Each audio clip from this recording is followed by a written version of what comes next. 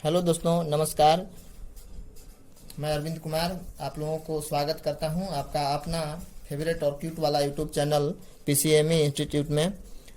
दोस्तों, मैं आज से एक नई सीरीज शुरू करने जा रहा हूं जो रेगुलर के करंट अफेयर्स बेसिस होगा। डेली के करंट अफेयर्स बेसिस पर आधारित मेरा यह होगा और मेरा यह सीरीज होगा जिसमें हम प्रतिदिन के करंट अफेयर्स के क्वेश्चन को डिस्कस करेंगे और आसान शब्दों में बताने की कोशिश करेंगे। दोस्तों देखिए, ये पहला क्वेश्चन है। दोस्तों, जैसा कि पहला क्वेश्चन आप लोगों को दिख रहा है, यह क्वेश्चन है दोस्तों कि हाल ही में नाइकोल पासियान को किस देश का प्राइम मिनिस्टर बनाया गया है, मतलब किस देश का प्रधानमंत्री बने हैं ये। तो दोस्तों, ये बने हैं आर्मेनिया के प्रधानमंत्री। आर्मेनिया के प्रधानमंत्री हाल ही में नए प्रधानमंत्री बने हैं, नाइकोल पासियान। दोस्तों, मैं आप लोगों को आर्मेनिया का लोकेशन दिखाता हूं। देखिए दोस्तों, यह है कैस्पियन सागर और यह है काला सागर। कैस्पियन सागर से लगा हुआ है अजरबैजान। अजरबैजान एक देश है और अजरबैजान से लगा हुआ है दोस्तों आर्मेनिया। आर्मेनिया अजरबैजान से लगा हुआ है और यहाँ की कैपिटल है एरेवान। और इधर आर्मेनिया तुर्की से भी लगा हुआ है। तुर्की का कैपिटल दोस्तों है अंकारा। तुर्की मतलब तुक्का मारोगे तो अंक नहीं मिलेगा, यानी कि तुर्की का कैपिटल है अंकारा और आर्मेनिया का कैपिटल है दोस्तों येरेवान। तो यहीं के प्राइम मिनिस्टर बन गए हैं नाइकोल पासियान। अब नेक्स्ट क्वेश्चन दोस्तों, नेक्स्ट क्वेश्चन है कि recently which country has overtaken Indonesia to become India's largest crude palm oil exporter in 2021।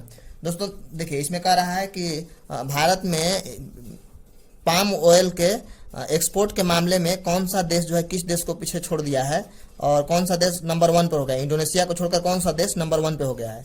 तो दोस्तों नंबर 1 पे हो गया है मलेशिया। मलेशिया नंबर 1 पे हो गया है। अब पाम ऑयल क्या होता है दोस्तों? पाम ऑयल खाने का तेल उससे बनाया जाता है और उसका इस्तेमाल शैम्पू बनाने में और अलग अलग तरह के कई चीज़ों को बनाने में उसका इस्तेमाल किया जाता है। और मैं आपको बता दूं कि भारत खाद्य तेल के मामले में आत्मनिर्भर नहीं है, या दूसरों पर डिपेंड है। पूरी तरह तो नहीं, लेकिन 56% भारत में इंपोर्ट किया जाता है। 56% भारत में इंपोर्ट किया जाता है वो खाद्य तेल का। और इसलिए दोस्तों हमारे देश को चाहिए कि इस क्षेत्र में अच्छे से काम करके इसमें भी आत्मनिर्भर बने। और चूंकि हम लोग देख रहे हैं कि विगत कुछ दिनों से तेल का कीमत बहुत तेजी से बढ़ रहा है। तेल का कीमत तेजी से बढ़ने के पीछे बहुत सारे कारण है दोस्तों। पहला कारण तो जो वैश्विक महामारी कोरोना चल रहा है, इसलिए सभी देश अपने खाद्य तेल को ज़्यादा रेट में बेचना चाहते हैं, पहला कारण है। दूसरा कारण यह भी है कि बायोफ्यूल में इसका इस्तेमाल किया जा रहा है। बायोफ्यूल मतलब जैव ईंधन। जैव ईंधन मतलब हुआ कि जैसे हम लोग गाड़ी में पेट्रोल डीजल का इस्तेमाल करते हैं, तो गाड़ी में पेट्रोल डीजल मिलाया जाता है 80% और 20% मिलाया जाता है खाद्य तेल। और इसको मिलाने के बाद बनाया जाता है उसको बोला जाता है इथेनॉल। इथेनॉल 20, यानी कि 20% में खाद्य तेल मिलाया गया है। जैसा कि हम लोग जानते हैं दोस्तों कि इथेनॉल पॉलिसी लागू करने वाला भारत का पहला राज्य बिहार है।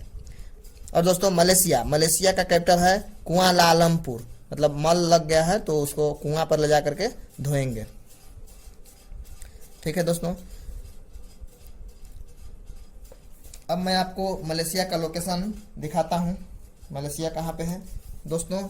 यहाँ पे देखिए, यहाँ पे मलेशिया है। मलेशिया का कैपिटल यहाँ पे कुआलालंपुर है।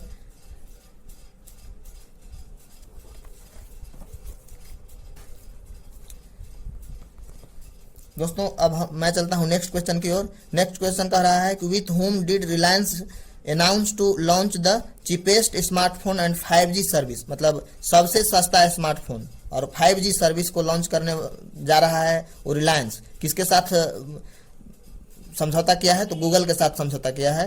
गूगल के साथ वो मिल करके और 5G सर्विस भारत में लॉन्च करेगा और यह सितंबर 2021 तक, मैंने इसी वर्ष के सितंबर महीना तक यह शुरू हो जाएगा दोस्तों। इसका नाम रखा गया है दोस्तों जियो फोन नेक्स्ट। जैसा कि हम लोग जानते हैं कि जियो ने एक फ़ोन चालू किया था, उसका नाम जियो फोन रखा गया था, और इस फोन का नाम है जियो फोन नेक्स्ट। यह 5G है और 5G को लॉन्च करने वाला पहला जो देश था साउथ कोरिया था दोस्तों, विश्व का। दोस्तों अब हम लोग चलते हैं नेक्स्ट क्वेश्चन की तरफ। नेक्स्ट क्वेश्चन है कि विश्व का सबसे बड़ा दानवीर या परोपकारी व्यक्ति कौन बने हैं 20वीं शताब्दी का? 20वीं शताब्दी का विश्व का सबसे बड़ा परोपकारी व्यक्ति बने हैं दोस्तों जमशेदजी टाटा। जमशेदजी टाटा विश्व के सबसे ज्यादा परोपकारियों के लिस्ट में हैं। इन्होंने मैंने सबसे ज्यादा दान किया है। और दूसरे नंबर पर दान करने वालों की लिस्ट में है बिल गेट्स।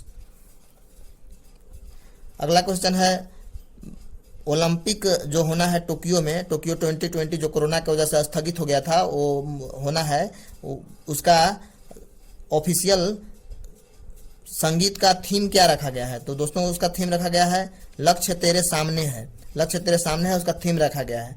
इसका आयोजन कहाँ होना है? टोक्यो में होना है। टोक्यो कहाँ है? जापान। जापान का कैपिटल है टोक्यो।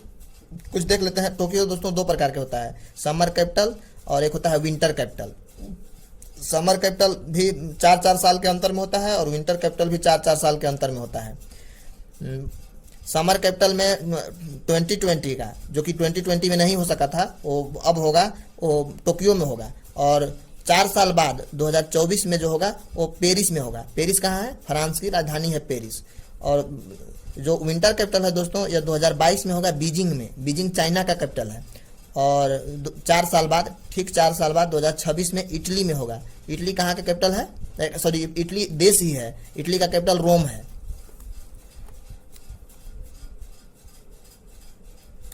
अगला प्रश्न है दोस्तों, 2 चाइल्ड पॉलिसी को लागू करने वाला हाल ही में 2 राज्य लागू किए हैं। पहला असम और दूसरा यूपी। असम हाल ही में 2 चाइल्ड पॉलिसी लागू किया है और कुछ समय बाद यूपी भी लागू किया है। दोस्तों रही बात असम की, तो हम लोग देखें कि मैप में असम कहाँ है। देखिए दोस्तों मैप में ये असम है, ये असम है।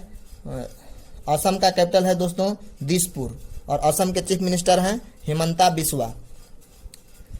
दोस्तों मैं असम के बारे में कुछ बात करूं तो असम में है Kaziranga national park. Kaziranga national park एक सींग वाला गैंडा के लिए प्रसिद्ध है। और असम में दोस्तों एक शहर है डिब्रूगढ़। डिब्रूगढ़ से कन्याकुमारी तक भारत का सबसे लंबा एक्सप्रेस चलता है दोस्तों।